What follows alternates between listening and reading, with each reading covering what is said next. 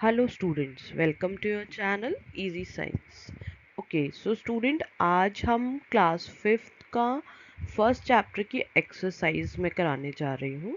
बहुत easy exercise है, बहुत इसमें ज़्यादा कुछ है नहीं। हमने चैप्टर कंप्लीट कर लिया है, तो होपफुली जैसे मैंने आपको बताया था, आप में से कई लोगों ने इसे कंप्लीट भी कर लिया होगा। ओके सो मैं एक बार सारी डिटेल्स बता देती हूँ, ताकि जो है आपको कहीं भी कोई कंफ्यूजन हो तो आप उसको क्लियर कर सकते हैं। ओके सो हम एक्सरसाइज स्टार्ट करते हैं। Choose the correct answer. इनमें से हमें करेक्ट आंसर चूज करना है। The outer hard covering of a seed. Seed की outer hard covering, seed coat, seed की आउटर हार्ड कवरिंग होती है। The process of scattering of seeds away from the mother plant is called dispersal. जब हम किसी plant को जो है हम किसी पौधे को, किसी सीड को उसके मदर प्लांट से दूर फैलाते हैं, उसे डिस्पर्जल कहते हैं। Carrot and sweet potato can grow new plants from their roots. ये दोनों रूट्स से अपने नए प्लांट्स को जनरेट करते हैं। Cotton plants grow well in, किसमें हमारे कॉटन प्लांट्स जो है बहुत अच्छे होते हैं, that is black soil. Black soil के अंदर हमारे कॉटन प्लांट्स अच्छे से होते हैं। The most common plants of desert. Desert के दो मोस्ट कॉमन प्लांट कौन से हैं? Cactus and prickly pear. Urea, ammonia, sulphate, super phosphate are some fertilisers. ठीक है, ये फर्टिलाइजर्स हैं हमारे, जिनसे हमारी मिट्टी को बहुत सारे न्यूट्रिशन पैदा मिलते हैं। Wheat and gram are the example of rabi crops. ये सब राबी क्रॉप्स के एग्जाम्पल हैं। तो ये हो गए हमारे टिक द करेक्ट आंसर्स। अब आते हैं हमारा गिव शॉर्ट आंसर। सबसे पहले शॉर्ट आंसर की मैं आपको डेफिनेशन दे देती हूँ। Short answer one line answers होते हैं, लाइक वन वर्ड आप कह सकते हैं या वन लाइन कह सकते हैं। इसमें आपको बहुत डिटेल में कुछ नहीं बताना होता है, और ना ही मैं आपको यहाँ पे पूरा कुछ लिख के बताऊंगी। मैं आपको सिर्फ एक आइडिया दूंगी कि आप क्वेश्चन का आंसर कैसे बुक से निकाल सकते हो। ठीक है, सबसे पहले जहाँ भी आपको क्वेश्चन का मेन पार्ट दिखता है, लाइक डिफाइन जर्मिनेशन, जर्मिनेशन को डिफाइन करिए, तो आप अपनी बुक के चैप्टर में ढूंढेंगे जर्मिनेशन हमने कहाँ पे पढ़ा था। ठीक है, वहाँ पे उसकी श्योर एक छोटी डेफिनेशन दी हुई होगी। ठीक है, कुछ ना कुछ उसके बारे में ऐसा दिया होगा जिसको आप मेंशन कर सकते हैं, तो वही उसकी डेफिनेशन हो जाएगी। और अपने ब्रेन को आपको इस तरीके से जो है तैयार करना है कि अगर आपको कोई बोले कि स्मॉल डेफिनेशन शॉर्ट आंसर देना है, तो एक लाइन में आपको वो प्रिपेयर करना है, और अगर कोई उसे इलेबरेट करने के लिए बोलता है तो आप पूरा उसी चीज़ को बहुत विस्तार से, मतलब बड़े रूप में उसे लिख पाए। ठीक है, so short answer is define germination. Germination क्या होता है? जब हम कोई सीड होता है उसको सीडलिंग में कन्वर्ट करता है, जब कोई सीड जो होता है वो सीडलिंग बनता है, तो उसे हम जर्मिनेशन कहते हैं। आप अपनी बुक में देखेंगे, आपको ये डेफिनेशन वहाँ पर मिलेगी। When the change of seed into seedling is called germination. What are the necessary conditions for seeds to germinate? कौन कौन सी नेसेसरी कंडीशंस हैं जो हमारे पौधे के लिए जर्मिनेट करने के लिए ज़रूरी हैं। जैसे हमने पढ़ा था, छोटे बच्चे के लिए ग्रो करने के लिए उसको प्रॉपर खाना चाहिए, प्रॉपर फूड चाहिए, प्रॉपर न्यूट्रिशन चाहिए, प्रॉपर लव चाहिए। उसी तरीके से पौधे के लिए जो सबसे इम्पॉर्टेंट चीज़ें हैं वो भी हमने बुक में ही पढ़ी हैं, that is water, air and warmth. ये तीनों चीज़ें, ये तीनों कंडीशन जब कंप्लीट होती हैं तो हमारा जो पौधा होता है वो अच्छे से ग्रो करता है। What is the role of cotyledons in the growth of seedling?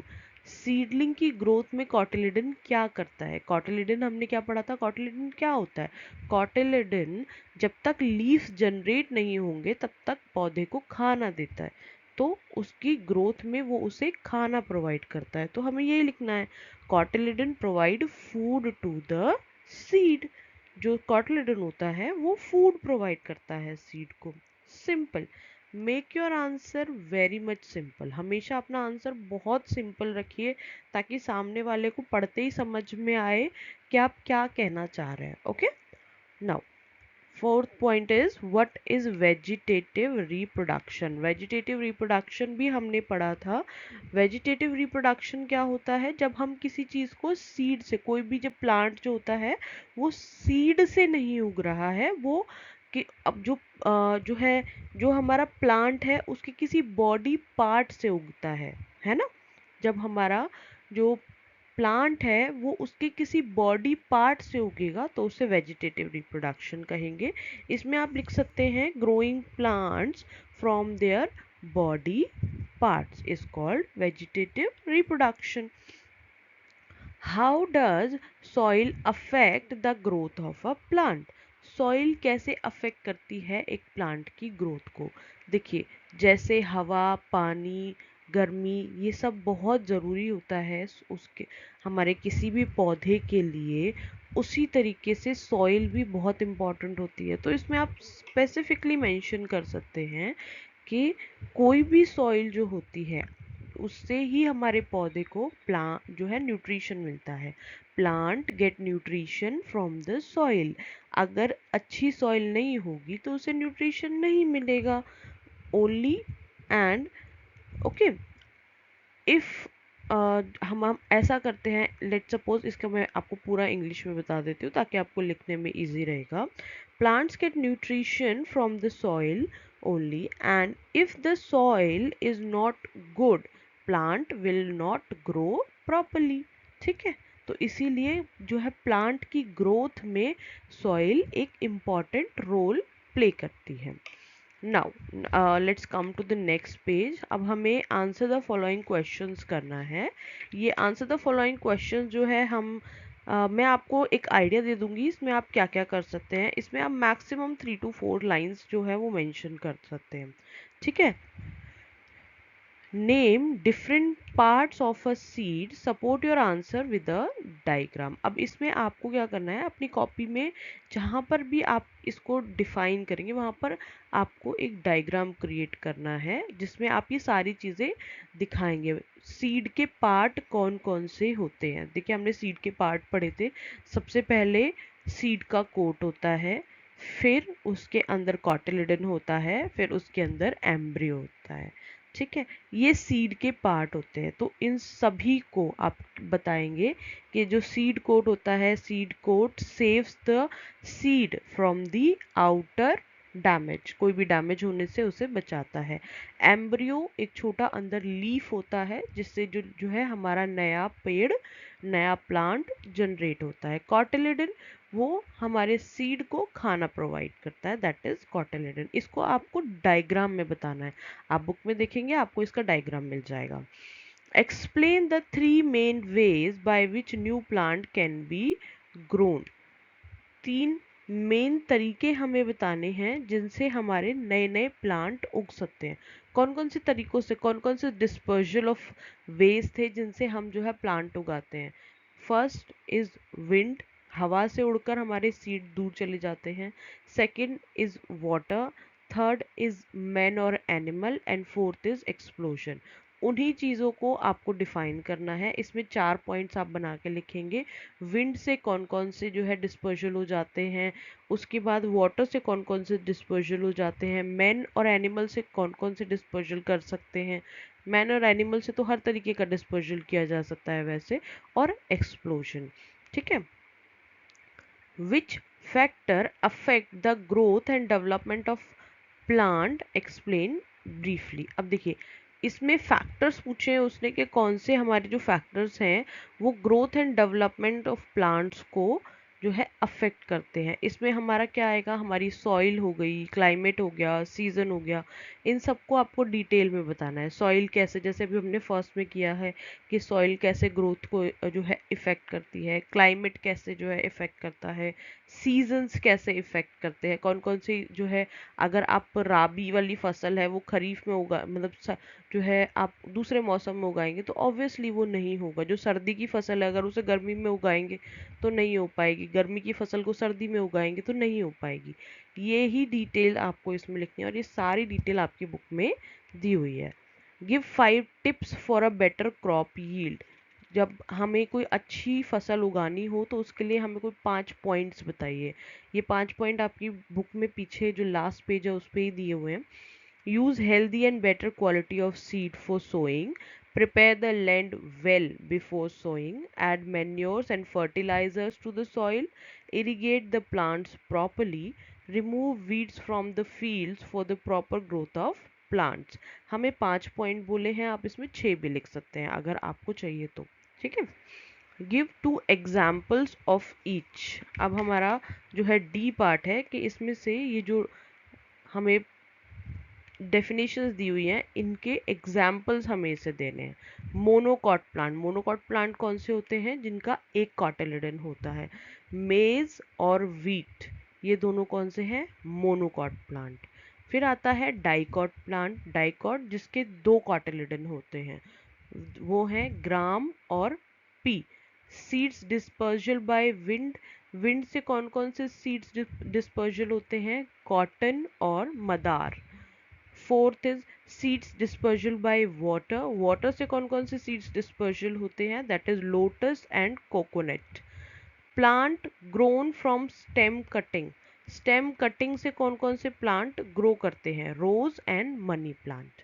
ये इनके आंसर्स होंगे। अब बात करते हैं हायर ऑर्डर क्वेश्चंस की। हायर ऑर्डर क्वेश्चंस आपको अपने आप करने हैं, ठीक है। यूजुअली ये एग्जाम्स में नहीं आते हैं आपके। अब हमारे असाइनमेंट की बात करते हैं। ट्रू और फॉल्स, यहाँ पे हमें जो लिखा हुआ है उसको बताना है, दैट्स ट्रू और false. Embryo is the tiny plant inside a seed. हाँ, एम्ब्रियो क्या होता है? अंदर एक जो छोटा सा पेड़ होता है उसे हम एम्ब्रियो बुलाते हैं, दैट इज ट्रू। तो यहाँ ट्रू आएगा। Cotyledon contains stored food for a new plant. Cotyledon जो है स्टोर्ड फूड होता है नए प्लांट के लिए। ऑब्वियसली जब हमारा जो कॉटिलिडन होता है उसके लिए उसके अंदर फूड ही होता है, तो ये भी ट्रू है। Black soil is good for the growth of cotton and T plant. नहीं, जो है ब्लैक सॉइल हमारी इसके ग्रोथ के लिए अच्छी नहीं होती, that's false. Now comes fourth point. Rice, jowar, bajra are the kharif crops that grows in summer. Yes, it's true कि ये सारी जो है समर में उगाई जाने वाली खरीफ की फसलें हैं। Match the following. अब बात करते हैं मैच द फॉलोइंग की। कॉलम ए को कॉलम बी के साथ हमें मैच करना है। सबसे पहले रोज का प्लांट कैसे उगता है? रोज का प्लांट हमारा कैसे उगाया जाता है बताइए। ओके, सो रोज का प्लांट हमारा स्टेम कटिंग से उगाया जाता है। फिर ब्रायोफाइलम एक ऐसा प्लांट है जो कि अपनी पत्तियों पे ही जो है अपने आप उगता है। पी पी क्या है? पी एक्सप्लोजन से उग जाता है। पी मोस्टली एक्सप्लोजन से उगता है। कैरेट्स एंड बीट्स ये अपनी रूट्स से ग्रो करते हैं। पोटैटो अपनी grows from the buds, eyes जो उसके ऊपर आईज छोटी छोटी आईज होती है उससे ग्रो करता है। ओके, सो अब बात करते हैं नेक्स्ट की। नेक्स्ट इज हमारे छोटे छोटे ये क्वेश्चंस हमें दिए हुए हैं। Give one word for the following. इनमें से जो सभी है उसके लिए एक एक वर्ड हमें देना है।